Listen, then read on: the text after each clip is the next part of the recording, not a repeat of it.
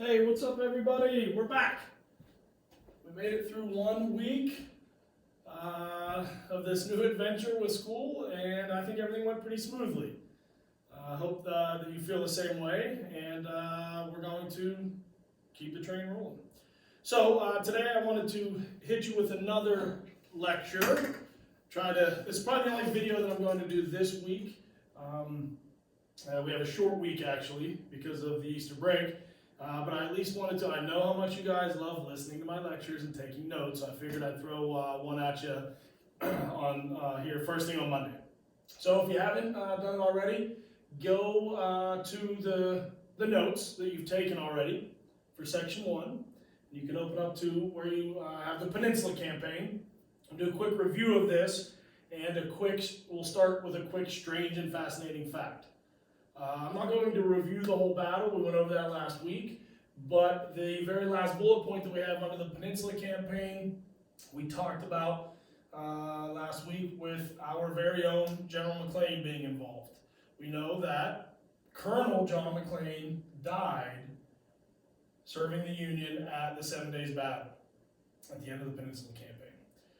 And I wanted to add one more piece to that story, and then I'll probably add another piece later as a strange and fascinating fact. But today I wanted to just give you a quick heads up about how General McClain got involved in this conflict. So when the war began, the highest ranking Army officer in Erie County was John McClain. John McClain was living here. He was from a wealthy family that had businesses in the area. He was highly educated, and he had already served in the United States Army. So when the Civil War started, the Army came to John McClain and said, listen, we want you to go around Erie County, and we want you to create a regiment of soldiers from Erie County. And so he did that. He formed what becomes known as the 83rd Pennsylvania. And anytime you hear anything about that regiment or read anything about it, that is the regiment that from Erie County, and that went and served very successfully throughout the Civil War. In the end, the 83rd Pennsylvania is a highly decorated regiment from our region. Anyway, John McClain went around all the small towns, including Edinburgh probably, recruiting soldiers from these towns in Erie County to form up the 83rd and go off to war. In the meantime, while this was all happening, he went to another prominent citizen in Erie to ask if he would come and be his second in command as they went off to war. Does anybody have any idea who that other prominent citizen from Erie County was? There's a school named after him, and you'll hear his name. There's statues around town because he's a very famous hero from the Civil War as well. Some of you got it. That man was a man named Strong Vincent. Strong Vincent was a lawyer in Erie. Again, like McClain, was from a wealthy family, had a high education, and McClain went to him and said, hey, I want you, Strong, to come and be with me, be my second in command. And so, of course, Strong Vincent agreed to do that. The two of them then went off to war together, leading the 83rd Pennsylvania Regiment from Erie County. John McClain is killed in action early on in the war at the 7 Days Battle as part of the Peninsula Campaign, and at that point, Strong Vincent took control of the regiment, and then he was the leader of the regiment throughout the war. We'll get back to him later. But part of the reason I share that with you is because ever since I've moved here and started working at John McClain, I've been fascinated by these two men's story because you guys don't really know it because Erie High School's changed recently, but Strong Vincent was one of the 3 high schools in Erie before they merged, and they were a big rival of General McClain in a lot of our sports. For years, we had battles on the courts and on the fields between General McClain and Strong Vincent. And all those years when we would be in those epic struggles in basketball games or football games or track events or whatever, I would be sitting in the stands and I just always look around and say, I wonder how many people here realize the cool historical significance of this game that we're watching right now, this sporting event. Here we are, 2 schools, McClain, John McClain and Strong Vincent, trying to kill each other on the court or on the field, but the story of these two men was one where they went off together, side by side, fighting a common enemy in the Civil War. So next time we're playing against Erie High in a sporting event, you're there with your friends, just kind of bring it up. You could kick knowledge. Be like, hey, this is cool, man. I hope we beat these guys. And then say, hey, do you even know the story about Vincent? Kick knowledge. Your friends are all think you're the smartest person around. Or they'll just tell you to shut up and pay attention to the game. I don't know. Give it a shot, see what happens. But there you go. That's strange and fascinating fact number one for today. Vincent and McLean going off to fight in war together.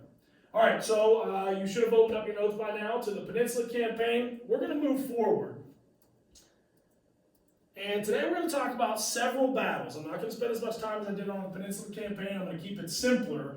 And I'm going to kind of give you the big picture more than all of the little individual details about all these next few battles. But I do want to cover these few battles so we can get through section one. So let's start, or pick up, I guess, with the second Battle of Bull Run. We already fought the first Battle of Bull Run. We know that it was a Confederate victory. And in the meantime, the 7 days battle in the Peninsula Campaign was put together and led by, unsuccessfully led by General McClellan. Well, as you could imagine, after the horrific failure that was the Peninsula Campaign, a battle where the Union and McClellan had far superior forces and weaponry, a campaign where McClellan hesitated at different times, didn't act when he should. We know that was part of his personality. It was a campaign where the Confederate generals Lee and Stonewall Jackson in many ways just out-generaled the Union generals. And because of that, guess what happens to General McClellan? He is fired. Well, he's not fired, he's demoted. And another man takes over in his spot, and he is given the task of leading the Union Army into the next battle to try to defeat the Confederates and win this war. His name is General John Pope. All I'm going to tell you about the Second Battle of Manassas is that it was yet another Confederate victory. Lee, the leader of the Confederate forces, defeats Pope, the new commander of the Union forces. This is a big Confederate victory. It's now been 3 major engagements in a row that the superior Union forces have not been able to defeat the Confederates, and because of that, Pope loses his job. And guess who is put back in charge of the Union forces? President Lincoln decides to give McClellan a second chance. McClellan is put back in charge. He replaces Pope, and he is given the task of trying to win the next major battle. That next major battle comes at a place called Antietam. What happens here, at this point, the Confederates, who up to this point, at the beginning of the war, their strategy was to be defensive and just sort of defend their territory, they are starting to feel like maybe they could change that strategy, and Lee is starting to test the waters. Lee, at the Second Battle of Manassas and now in Antietam, starts to make some more offensive movements towards the Union. And instead of just being defensive, he says, hey, we've won the first couple battles. What will happen if we just make an offensive movement towards the north and see if we can't end this thing in our favor? Well, that next major battle and that next major offensive by the Confederates comes at a very famous and I probably should say infamous battle, the Battle of Antietam. The Battle of Antietam finds these two forces, these two massive forces meeting on a battlefield that encompasses, partially anyway, what is called Antietam Creek, hence the name. And the picture that I have up here is a picture that I actually took when I visited the battlefield of Antietam, of Antietam Creek. I'll get back to that picture in a second. When the two armies met at the Battle of Antietam, the Union shows up with somewhere around 70,000 soldiers. That is a massive military force. But that's only part of the story because the Confederates showed up with an additional 40,000. Now, one of the things that you guys, most of you wrote down in your advantages on both sides was that the Union had the advantage of having a higher population. And in almost all of the major battles, the numbers of soldiers were lopsided. And so here again we see at Antietam, The Union is going to show up with almost twice the force of the Confederates, 70,000 to about 40,000. When these two major forces engage for one solid day of fighting on September 17th, 1862, when it's all said and done, over 23,000 soldiers will be dead or wounded, and a high percentage of those wounded soldiers will die shortly afterward. This ends up being the bloodiest single day in American history up to that point, and it will be the bloodiest single day of fighting throughout the Civil War. Over 23,000 Americans died in that day. Let's try to put that into some perspective. That would be like taking, without doing all the research and looking at all the numbers, that would be like taking every single person that lives in Edinburgh, including all of the college students at the university. Then taking every single person that lives in McCain, probably taking every single person that lives in Cambridge Springs, every single person that lives in Albion and goes to Northwestern, and every single person that lives in Fort LaBeouf and goes to Fort LaBeouf School District.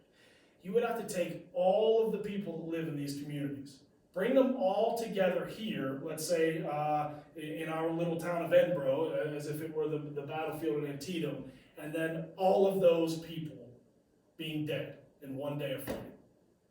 All of those communities, I would guess, if you added up all of the population in our surrounding communities, would be somewhere around 23 to 25,000 people. Try to wrap your brain around that. This is a horrific day in American history. It is so devastating that when it's all said and done, both armies are so heavily affected by the casualty rate on this one day of fighting that neither side can declare victory. Both sides, at the end of this day of fighting, have to retreat from the battlefield, the Union retreating north, the Confederates retreating south, just to regroup, to lick their wounds, to try to put their armies back together because of the horrific casualties of this day. Now, oddly, the Confederates spin this, actually the Confederates and the Union both try to spin this battle as a victory at this point for each side. How would the Confederates try to spin this as a victory? If that many people died and they really didn't advance on the Union and had to retreat, how do you think that they could print in the newspaper that this was actually a victory for the Confederate Army? Well, one of the ways that they spun it was that they met their enemy on the battlefield of Antietam with half the soldiers that the Union had.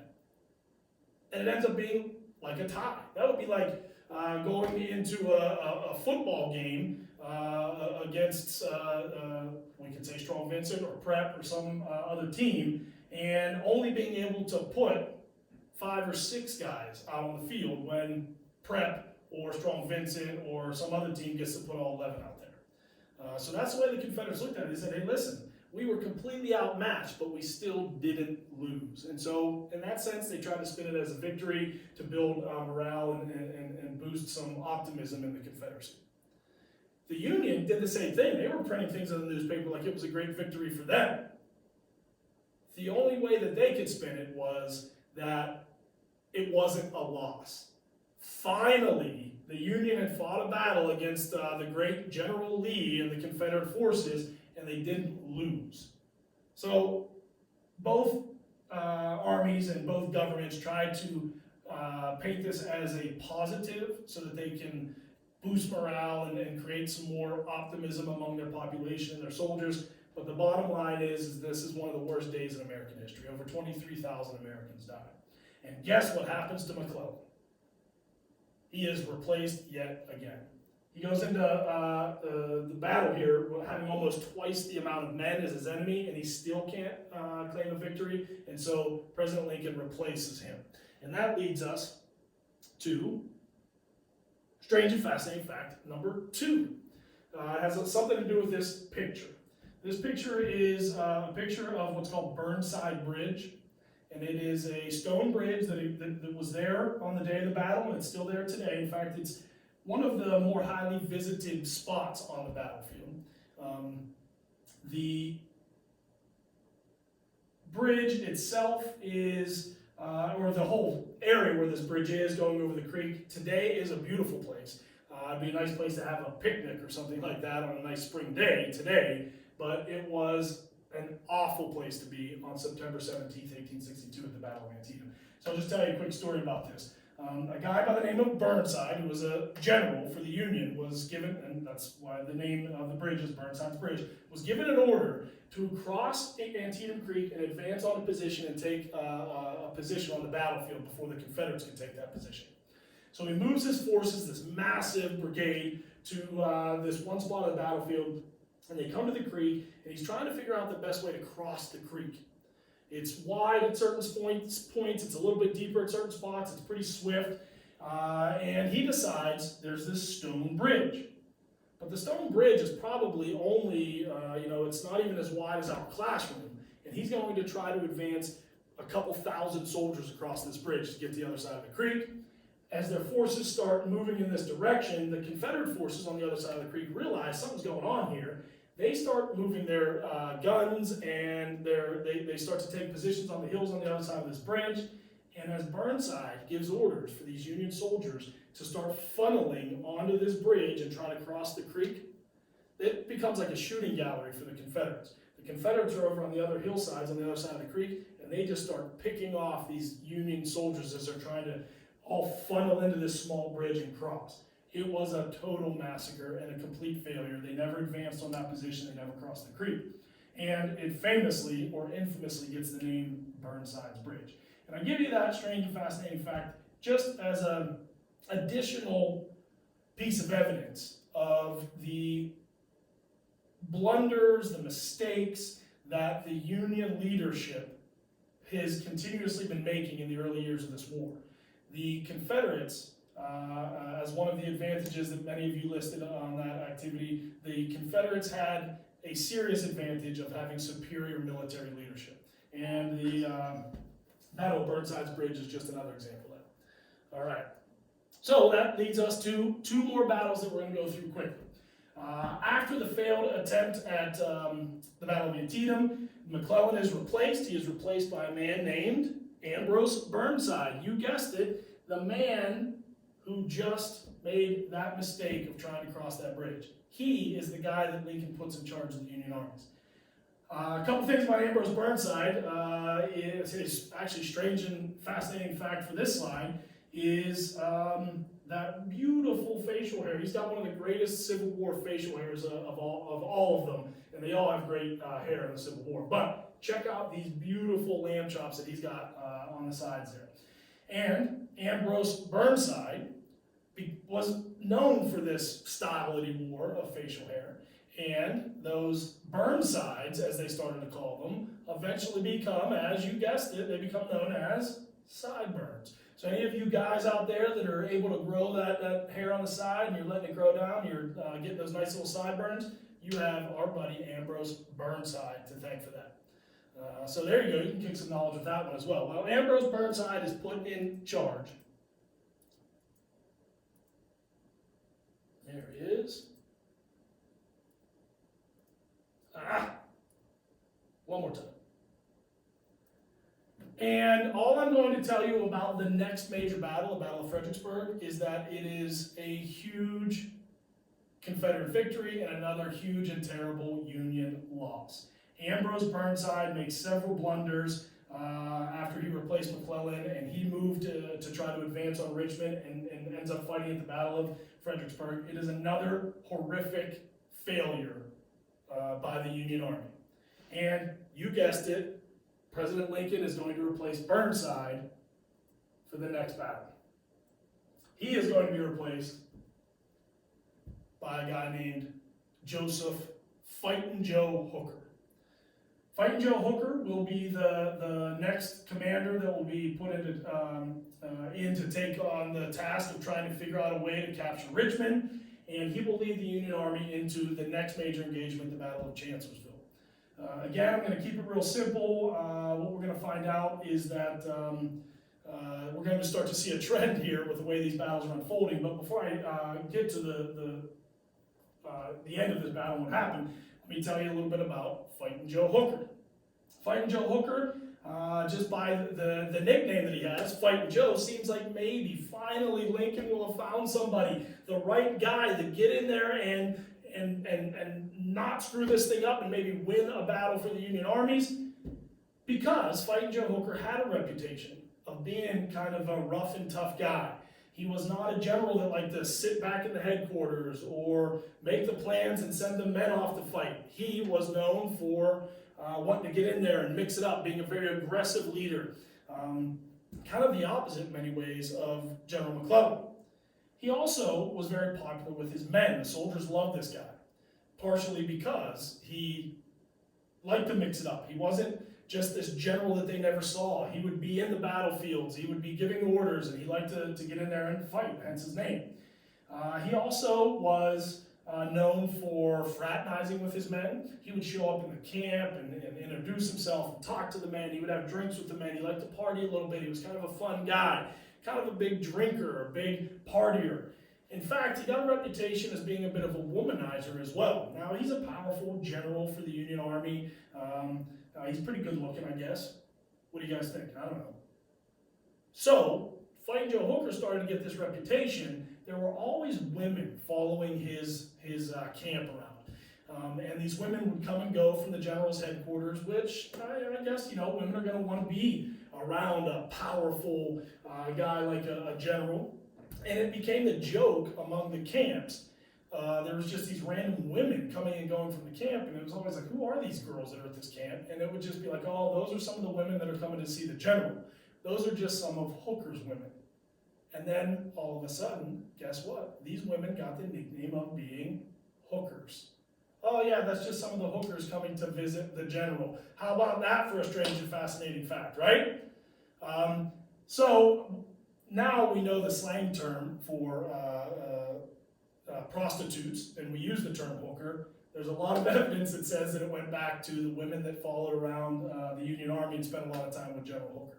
There's also some evidence that that term was used before the Civil War, and so I don't know if it was the first time it was ever used, but it certainly became the nickname for these women that followed the general around. Now, if you're going to bring up strange and fascinating facts at the dinner table, bring up the one about sideburns, all right? You don't have to be talking about hookers at home with your family, okay? If you do, leave my name out of it. I had nothing to do with it, all right? Okay, anyway, Fighting Joe Hooker, seemingly the guy that's going to get in there and mix it up, maybe win a battle for the Union, and unfortunately, that is not the case. He leads the Union into the Battle of Chancellorsville, and after several days of fighting, it is yet another huge Confederate victory. It is a huge Union loss, and the morale for the Union is dropping, and the morale for the Confederacy is coming up.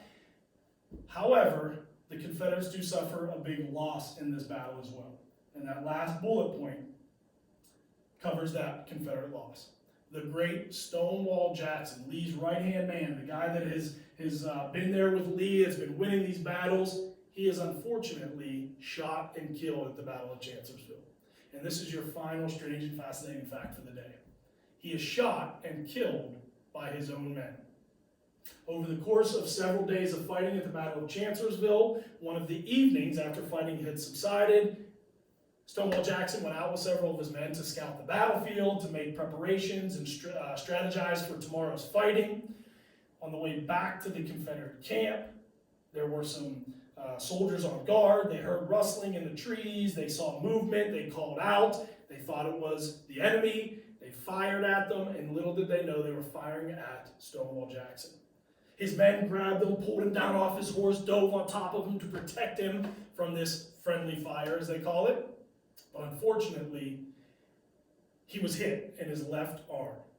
He is pulled off the battlefield, he's taken to a surgeon's tent, and it is decided that they must amputate Stonewall Jackson's left arm.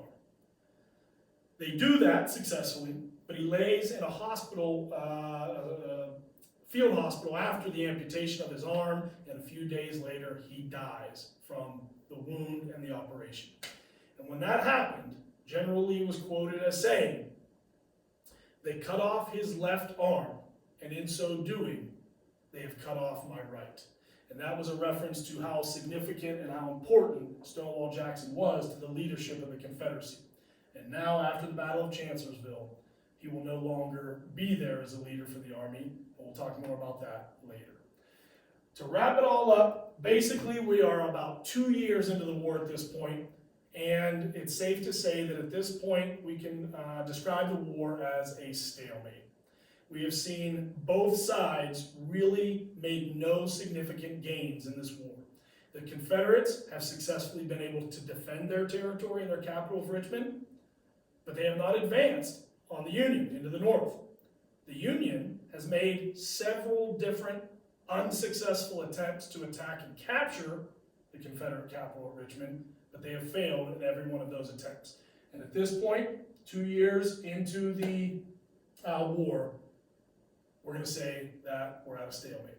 And with that, I will sign off, and I will see you in Schoology.